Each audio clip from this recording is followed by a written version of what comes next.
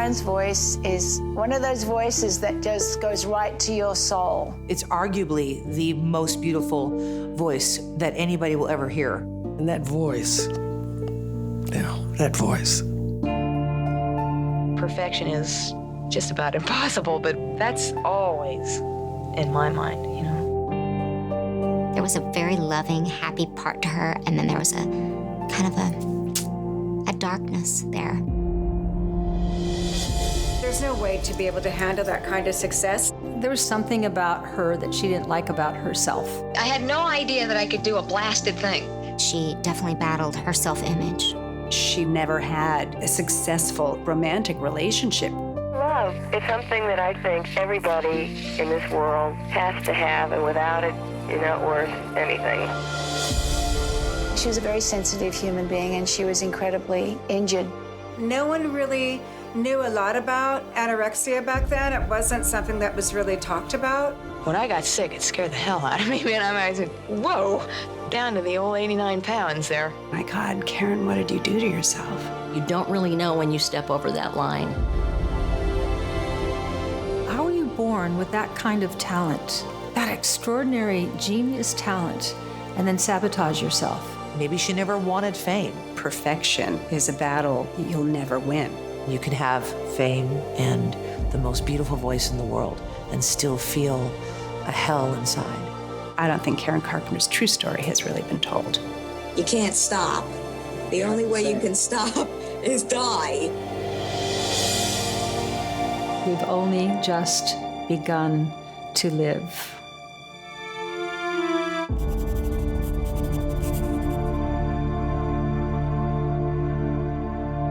What's up, everybody? This is Fred Rachani. We have right here on the line a very special guest. He is a writer, producer, critically acclaimed author, educator, and he is one of the filmmakers behind Karen Carpenter, Starving for Perfection, the new documentary coming out on the late, great Karen Carpenter. We're talking to the incredibly talented producer and writer, Randy Schmidt. Randy, thank you so much for the time. How's everything going? Really good. It's my pleasure. I'm so excited about this week and launching this film. This is a very interesting film. Of course, Karen Carpenter, one of the Carpenters' legendary career, left us way too soon. An extremely cautionary tale.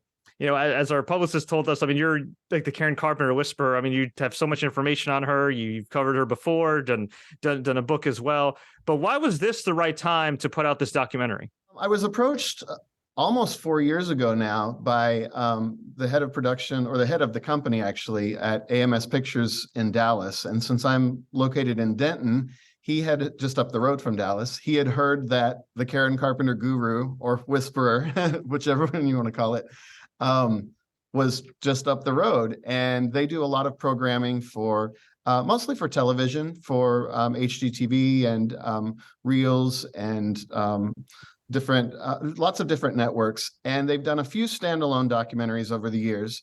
And he just said, hey, how do you think we can work together and find a new way into Karen's story, or bring it, to a new generation of viewers and fans, hopefully too. So it's been about 3 years of work. Of course, COVID happened in the middle of that and kind of shut things down for a while. But it's been a really exciting time to get to interview people, kind of an extension of my book.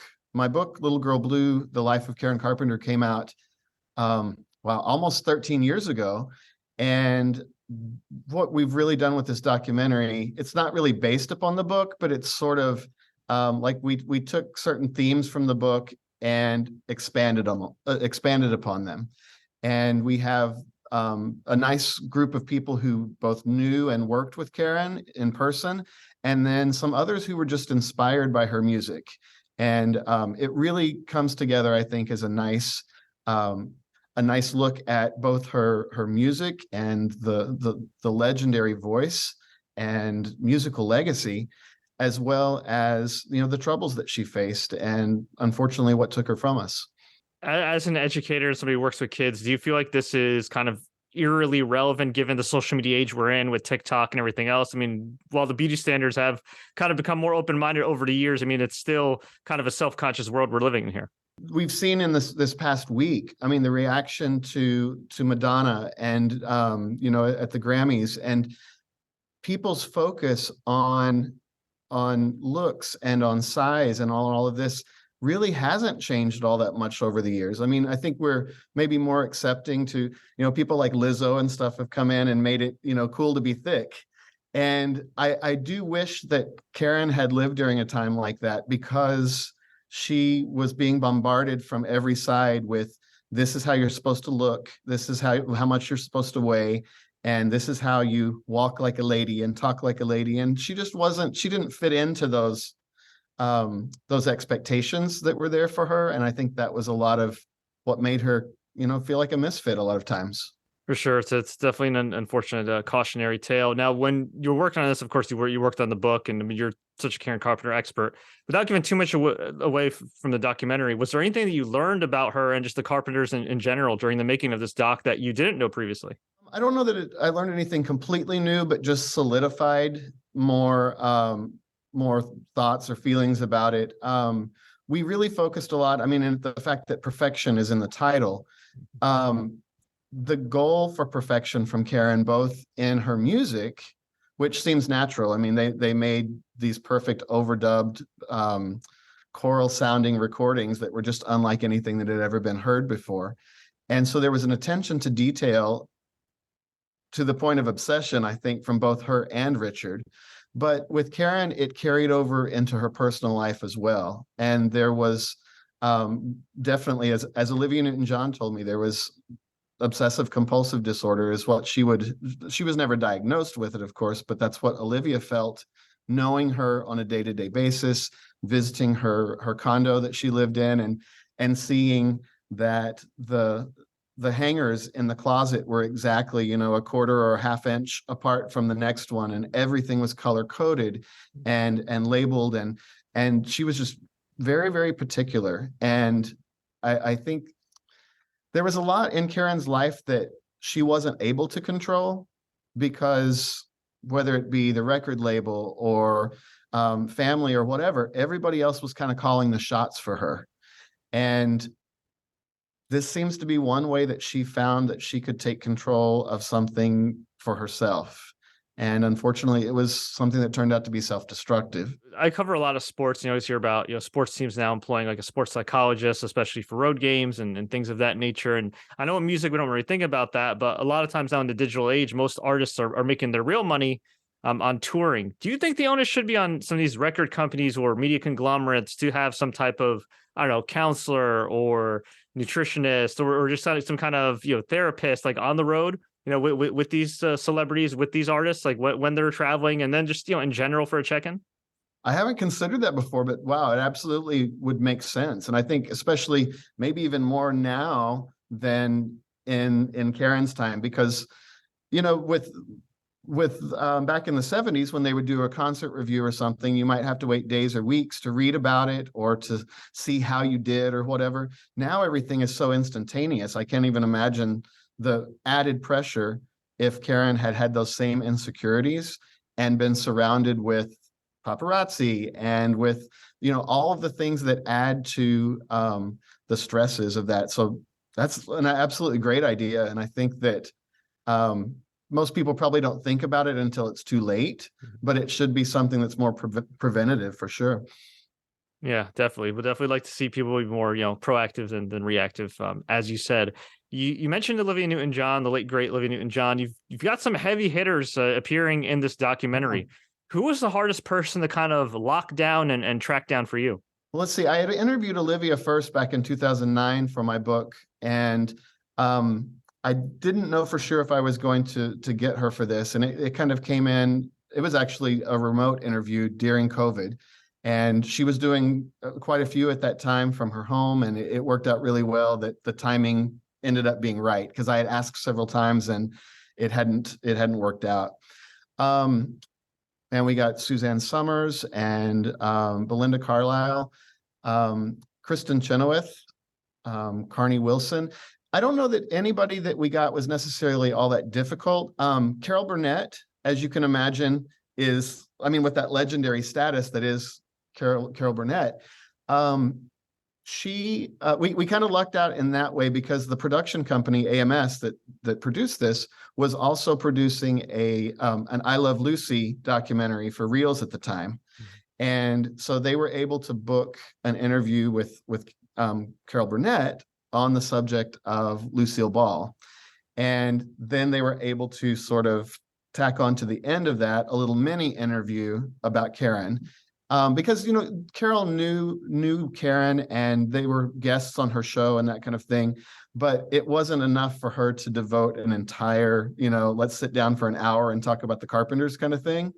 But man, she loved Karen's voice, and she gets pretty emotional at times talking about what happened to her and what a shame that it was, and that Karen could still be here with us today if this hadn't have happened. So she was probably, I think, the biggest get in that way. And it was a little bit thanks to Lucy. Are you still in touch with any of Karen's relatives or distant relatives or anybody? Not so much relatives. I mean, really, their family was rather limited. And so it really is just Richard and his family now that are living. And we purposely didn't reach out to Richard for this. That was the goal, to make an unauthorized documentary. And as the documentary itself discusses, the control issues from the family in the past, and the whitewashing of the story at times to kind of get their version of it across. And we weren't looking for editorial control or anything like that. So we didn't approach Richard.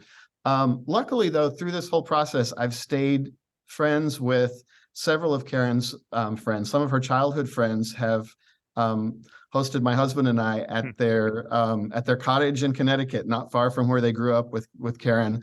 And then her best friend, a woman by the name of Frenda, just passed away recently. But up until her death, we remained in touch off and on from the time I interviewed her back in 2009. So it's been neat to get close to people who were that close to her, and to hear from them that she would appreciate the love and care, because it's a lot of times it's difficult subjects, and I do my best to approach them with the utmost respect and dignity, and want her. I mean, I'm a fan, but I'm also a researcher, and I don't want to have so much of that fan hat on that I don't tell the true and full story.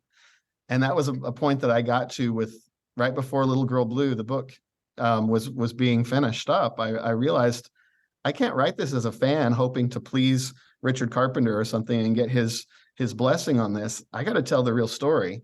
And a lot of these friends came out of the woodwork and really helped me to do that. And I love that about the documentary and just your work in general. Like, yeah, it wasn't like exploitative or anything. You handled it with delicacy, but you did tell the real story. Like, hey, this is really what happened. This is what she was really dealing with. These are the real pressures. And, this is a story that, while it's unfortunate that happened, is an important one to tell, because who knows, it can help somebody else, right? Mm-hmm.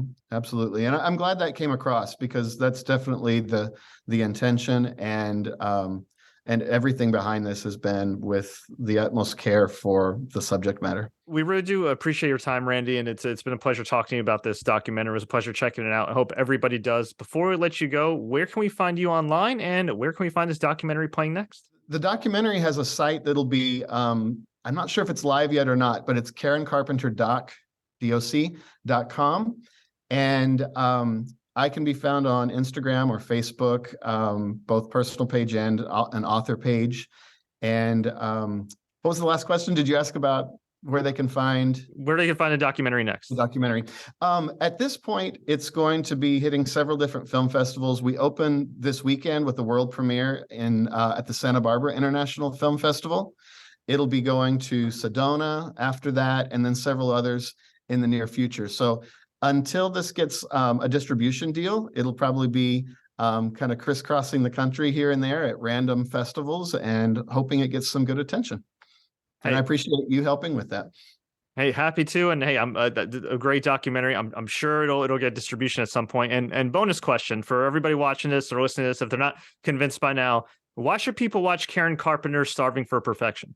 I think this is such a balanced look at both her life and music. You know, a lot of times we just get one or the other. We either get an all music documentary and don't learn that much about Karen as a person, or we get something that is so far in the other direction that it's sensationalized and exploitive in the way, you know, in terms of her eating disorder and that sort of thing. So I think, and I hope that it shines through in the documentary that this is a balanced look at who Karen was as an artist and as a person, and both the triumphs and the tragedies. And I think that's probably it. So I hope people take away from this.